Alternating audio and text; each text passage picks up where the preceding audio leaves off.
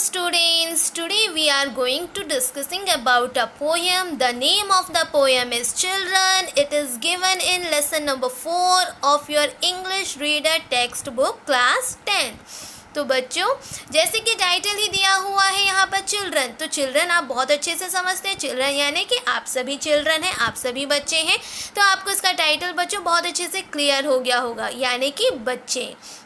बच्चों, इसका जो पोएट है वो है H.W. लॉन्गफेलो। हमें हर कविता के पोएट नेम को बहुत अच्छे से बाय हार्ट लर्न कर लेना, because in the examination definitely ask a question which is based on poet and poem name. यानी कि एक क्वेश्चन ऐसा डेफिनेटली बनता है, एक्सट्रैक्ट के अंतर्गत बनता है, और यूं ही बनता है कि आपसे पूछा जाएगा कि आप इस फॉलोइंग पोएम के नेम के जो पोएट हैं आप उनका नाम बताइए, या आपके इस फॉलोइंग नाम के पोएट ने क्या पोएम लिखी है आपके टेक्स्ट बुक की, ऐसा बताइए। तो अलग different type of questions will come in your examination, in your board examination. So let us discuss the first paragraph of the poem Children. Come to me, O ye children, for I hear you at your play, and the questions that perplexed me have vanished quite away. Come to me, O ye children, for I hear you at your play, and the questions that perplexed me have vanished quite away. मेरे पास आओ बच्चों, जैसे कि मैं तुम्हें सुन पा रहा हूँ खेलते हुए, तुम्हें सुन पा रहा हूँ, तुम्हारी आवाज़ को मैं सुन रहा हूँ।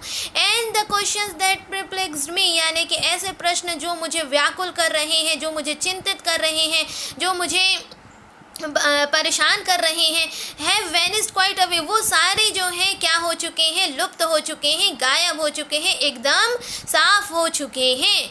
दूसरे पैराग्राफ में कवि कह रहे हैं बच्चों से ही तुलना करते हुए, ये open the eastern windows that look towards the sun, where thoughts are singing swallows and the brooks of morning run.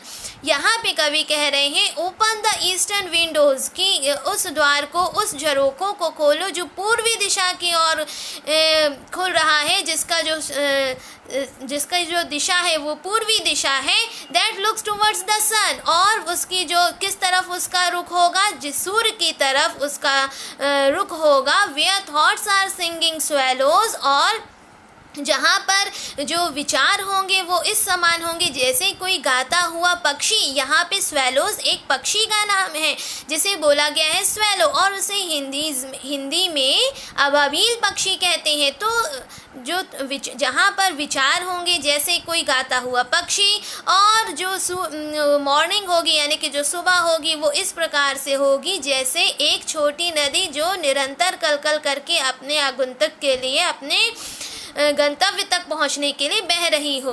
तो कवि ने यहाँ पे बच्चों ब्रुक्स जो है एक छोटी नदी का नाम है, नदी को बोला गया है, और स्वेलोज एक प्रकार का पक्षी है। ईस्टर्न यहाँ पर बोला गया है पूर्वी दिशा के लिए।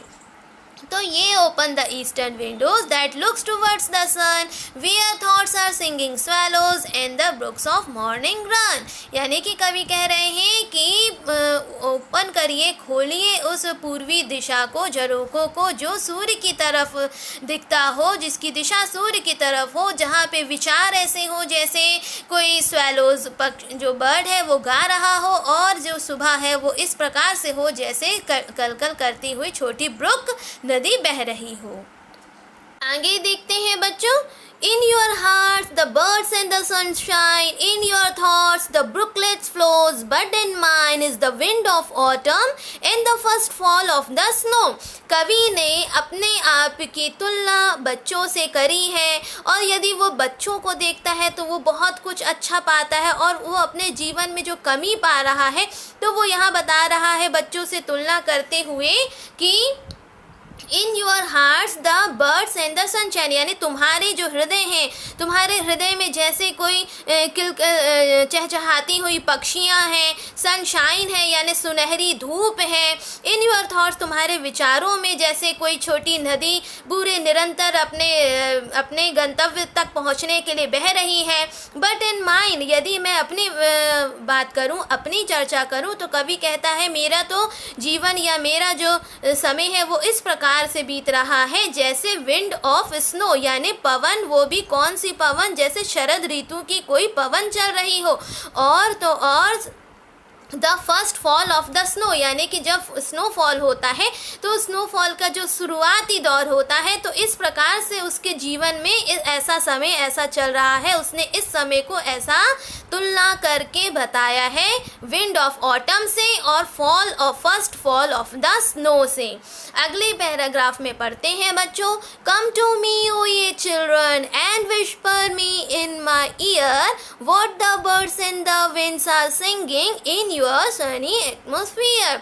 यहाँ पे कवि कह रहे हैं कि बच्चों मेरे पास आओ और मेरे आकर मेरे कान में कुछ फुसफुसाओ, कुछ धीरे से कहो और ये बताओ कि what the birds and the winds are singing, ये जो सुनहरी पवन पूरे समय गीत गाती हुई चल रही है, जो ये पक्षी मधुर गीत गा रहे हैं, तो वो क्या गा रहे हैं, पवन क्या गुनगुना रही है इन योर सनी एटमॉस्फेयर, यानी कि जो वातावरण है वो पूरा जो सुनहरा वातावरण है उसमें ये पक्षी और उसमें ये पवन क्या कह रहे हैं, ऐसा आके मेरे कान में फुसफुसा कर या धीरे शब्दों में कहो बच्चों मेरे पास आओ।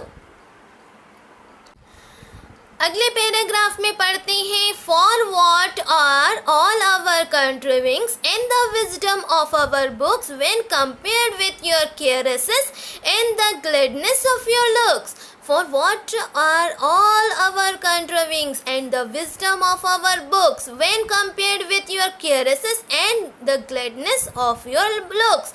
अब यहाँ पे कवि और तुलना करते हुए और कविता को आगे बढ़ाते हुए कहते हैं, For what are all our contrivings। contrivings यहाँ पे कहने का मतलब है बच्चों जो भी योजनाएं, जो भी प्लानिंग, जो भी सुझाव, जो भी हमारे दिमाग में था और जो भी विजडम यानी कि जो ज्ञान, बुद्धि, प्रखरता, जो भी कुछ हमने पुस्तकों में जानी थी, and all the wisdom of our books, यानी हमारी पुस्तकों में जितना ज्ञान था, हमारे हृदय में, हमारे मन मंदिर में जितनी भी कॉन्ट्रीविंग्स यानी जितनी भी अच्छी योजनाएं थी, when compared with your caresses, जब हम तुम्हारे प्रेम भरे स्पर्श से उसकी तुलना करते। केयरसेस यानी होता है प्रेम से या प्यार से स्पर्श करना। जब हम तुम्हारे प्यारे स्पर्श से अपने ज्ञान के भंडार को और अपने चतुर योजनाओं को जब हम उस प्रेम के स्पर्श से तुलना करते हैं तो हमें कुछ ऐसा नहीं, आपका जो स्पर्श रहता है वो ज़्यादा स्मरणीय रहता है।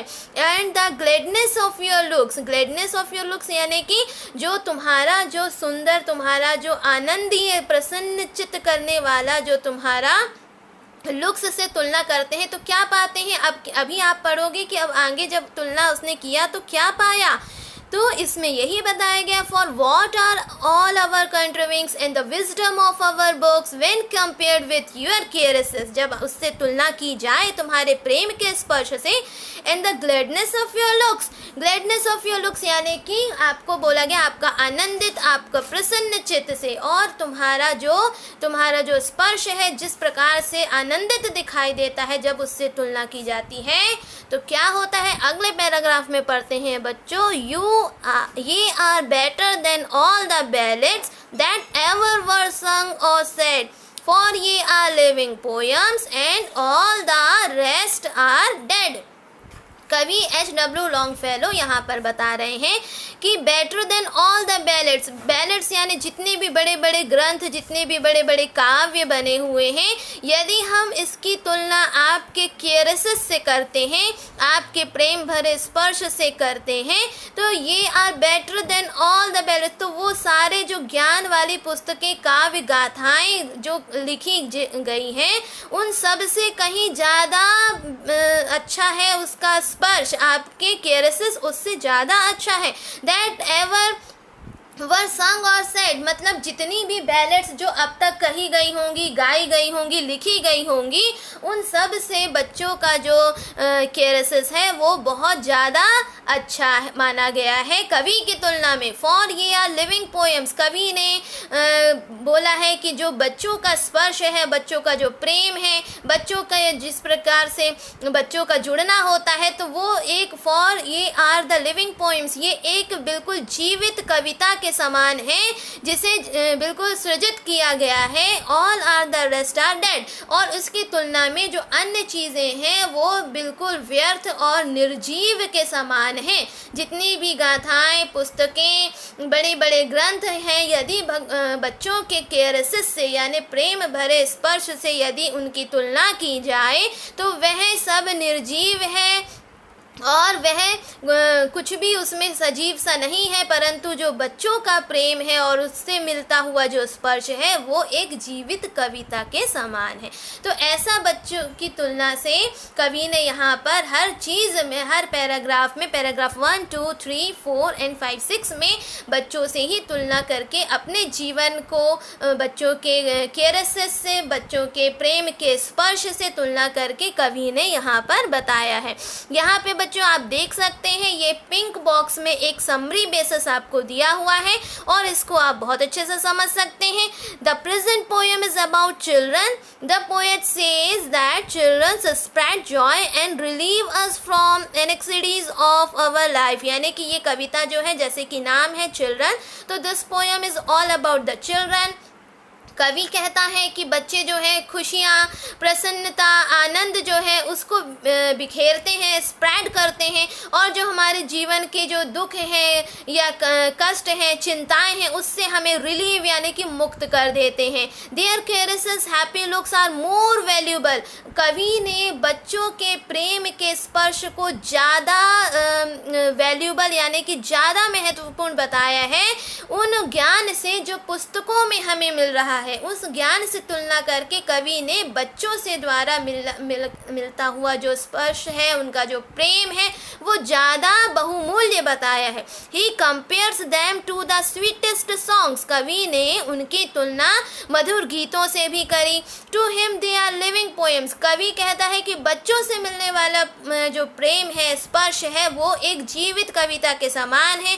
अन्य जितना भी ज्ञान पुस्तकों में, भंडार में दिया हुआ है, वो एक निर्जीव है, उसके सामने उसकी तुलना करने के वो योग्य नहीं है, और अगर तुलना होती है तो वह निर्जीव है, और बच्चों से मिलने वाला जो प्रेम है वो सजीव है।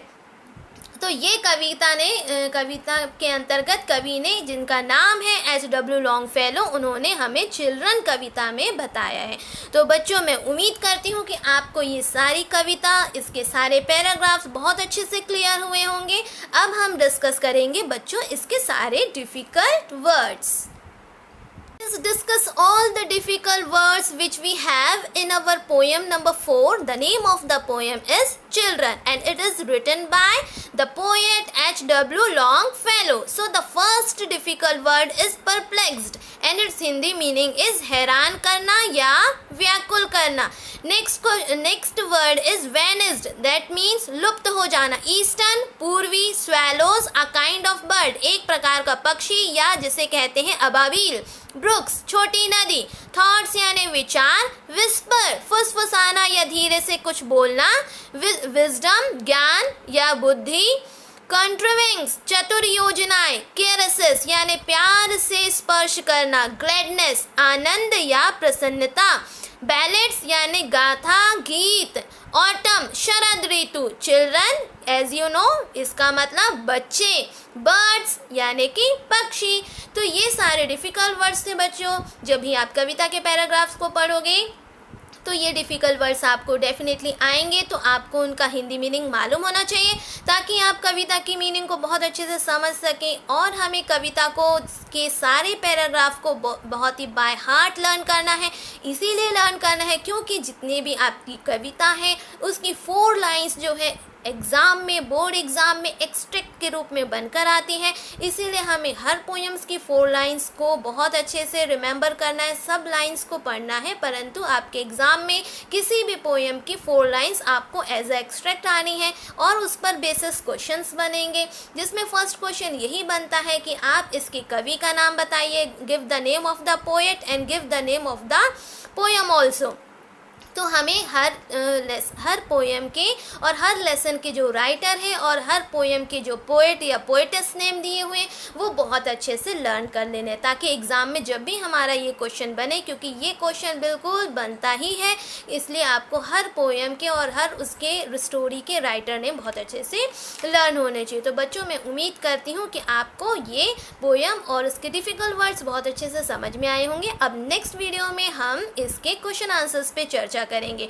तो बच्चों, आपको यदि मेरा वीडियो पसंद आया हो, आपको यदि आपके डाउट्स ये क्लियर हुए हो और आपके लिए ये हेल्पफुल हो, तो प्लीज़ आप मेरे वीडियो को लाइक करिए, ज़्यादा से ज़्यादा अपने फ्रेंडों के साथ शेयर करिए और मेरे चैनल को आप सब्सक्राइब करिए, ताकि आपका मेरा जो नेक्स्ट वीडियो आपके पास आएगा उसका नोटिफिकेशन आपको पहले से आपके मोबाइल पे मेरे अपलोडिंग के टाइम ही मिल जाएगा। तो अब तक के लिए इतना ही। नेक्स्ट वीडियो में हम चर्चा करेंगे क्वेश्चन आंसर्स पर। Thank you.